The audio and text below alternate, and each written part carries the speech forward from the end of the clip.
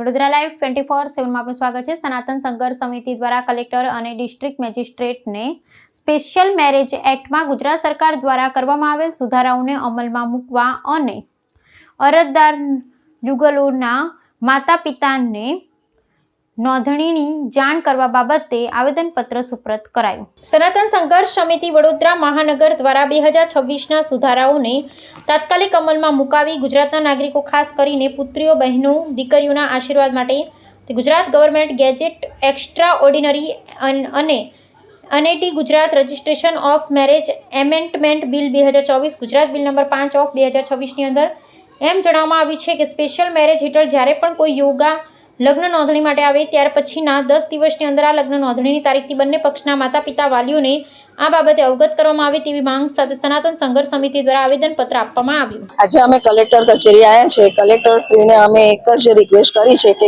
ગુજરાત વિધાનસભા દ્વારા ફેબ્રુઆરી 2024માં આજે જે લગ્નની નોંધણી થાય છે એમાં માતા પિતાને ચોક્કસ જણાવવામાં આવશે, પણ હજુ પણ સુધી આ કાયદો લાગુ પડ્યો નથી। તો સરકારી કચેરીએ સ્પેશિયલ મેરેજ એક્ટમાં કહેવામાં આવ્યું છે કે જ્યારે દીકરી લગ્ન કરવા આવે છે ત્યારે મા બાપને ચોક્કસ તમે જાણ કરશો, પણ કોઈ મા બાપને જાણ થતી નથી અને વારંવાર આ રીતે લગ્ન થઈ રહ્યા છે। અત્યારે હાલમાં 4 લગ્ન થયા છે અને આવી રીતે મહિનામાં તો નહીં તો 20 થી 25 લગ્ન થઈ ગયા છે। તો અમારી એક જ રજૂઆત છે કે કાયદો લાગુ થયા પછી બી જો સરકારી અધિકારીઓ અને કાયદામાં નહીં લે તો શું દરેક મા બાપ લોહીના આંસુ રડશે? અને અત્યારે જે મા બાપની દીકરી ગઈ છે એ અત્યારે દરેક પોલીસ સ્ટેશન, ડીસીપી ઓફિસ, પછી કલેક્ટર કચેરી દરેક જગ્યાએ અત્યારે માંગે છે કે ભાઈ મને મારી દીકરી જોઈએ છે। તો એ દીકરીનું શું? આવી રીતે કાયદાનું લાગુ નહીં થાય તો શું વડોદરા અને ગુજરાતની અંદર બધી દીકરીઓ આવી રીતે લગ્ન જ કર્યા કરશે? તો બધા મા બાપ શું કરશે?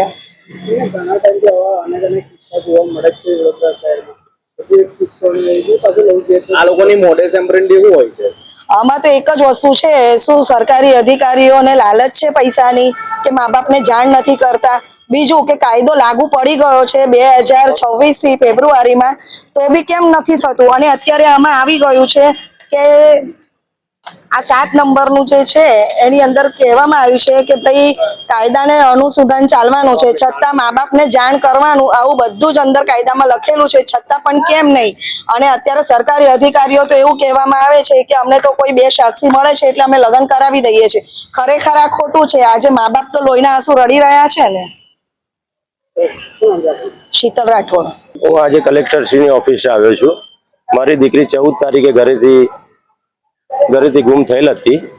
ગુમ થયેલા 4 દિવસ પછી પોલીસ સ્ટેશનમાં મારી સમક્ષ હાજર કરેલ હતી અને એમાં છોકરીને આ લોકોએ ગમે તે રીતે માઇન્ડ વોશ કરીને લવ જેહાદના કેસમાં ફસાઈ ને જ્યારે લવ જેહાદનો કાયદો અમલમાં હોય 20 ફેબ્રુઆરીના રોજ 2026ના રોજ કાયદો અમલમાં આવી ગયેલો હોય ને એના અગેન્સ્ટમાં જઈને રજિસ્ટર ઓફિસમાં લગ્ન થતા હોય ને એમના વાલીઓને ખબર ના હોય, કેમ કે કાયદો કહે છે કે એમના વાલીઓને જાણ કર્યા પછી જ લગ્ન થઈ શકે છે। તો આ જાણ કર્યા વગર લગ્ન થયા છે તો આના માટે શું કરવું જોઈએ? તેના માટે હું આવેદનપત્ર આપવા માટે કલેક્ટરશ્રીની ઓફિસમાં આવ્યો છું।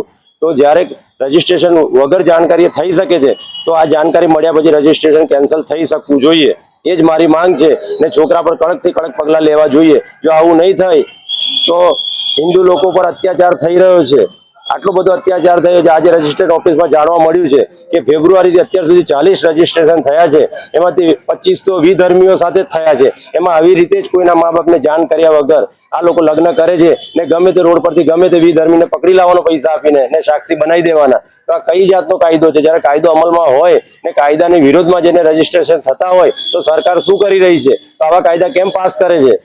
બસ એટલી જ મારી દરખાસ્ત છે। નહીં તો જો મારી આ માંગણી સંતોષવામાં નહીં આવે તો હું કલેક્ટર ઓફિસની સામે જ પેટ્રોલ છાંટીને સળગવા માટે હું તૈયાર છું। કેમ કે મારી ફેમિલી આટલા દિવસથી અન્ન ગ્રહણ કરતી નથી। એ લોકો કહે છે હું મરી જઈશ, મારી છોકરી મને કોઈ બી હિસાબે જોઈએ, કે મને જાણ કરી હોત તો હું સોંપી દેત, પણ મારી જાન બહાર લગ્ન કર્યું છે એટલું હું સ્વીકારવા તૈયાર નથી। ને સરકારે કાયદા બનાવ્યા છે એની વિરુદ્ધમાં કેમ જાઓ છો? ને કોણ પૈસા લે છે, શું કરે છે? મારું નામ કીર્તનસિંહ છે।